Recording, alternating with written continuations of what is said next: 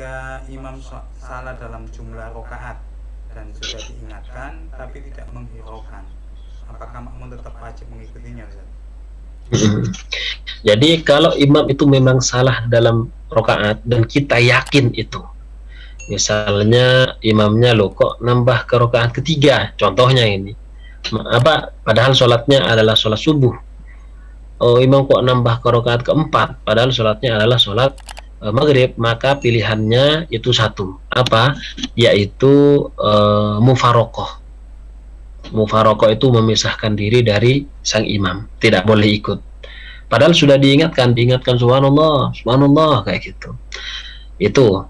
Atau misalkan imam memang 3 rakaat salat maghribnya, cuman tadi tanpa sujud yang kedua, karena sujud dalam setiap rakaat kan ada 2 kali sujud, kemudian langsung tahiyat, tidak ada duduk iftirash, duduk antara dua sujud, tidak ada sujud kedua, langsung tahiyat. Bagaimana si makmum ini?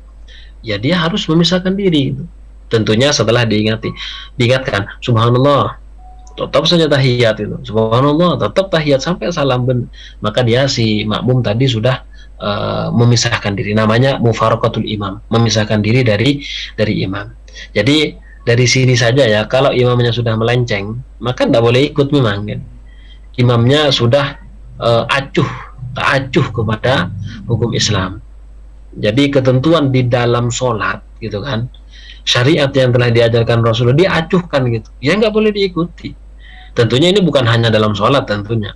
Jadi kehidupan nyata ketika imam itu sudah melenceng, Islam mengajarkan begini, dia kok ternyata menganjurkan, bahkan mewajibkan. Padahal Rasulullah melarang adanya, contoh ini, melarang adanya pajak, dia kok malah mewajibkan. Nah ini kan berarti menghalalkan apa yang telah diharamkan oleh Rasulullah. Ya jelas kita artinya tidak boleh ikut. Kalaupun nanti melakukan itu harus tidak ada unsur kerelaan, harus tidak setuju gitu kan. Jadi mengikutinya karena memang dipaksa. Karena jika tidak mengikuti maka nanti akan diciduk dan yang lainnya gitu kan. Nah itu urusan lain. Cuman yang jelas ketika sudah melenceng dari ketentuan syariat, ya jelas itu tidak diperbolehkan. Khomer yang jelas-jelas diharamkan, ternyata kok malah dilegalisasi gitu kan, dilegalkan, asalkan nanti 0, berapa gitu, ya jelas namanya memabukkan. Mau 0, ya tetap saja itu adalah haram, tidak boleh dijual belikan dan tentunya tidak boleh memberikan izin. Dan kita tentu ya tidak boleh setuju gitu.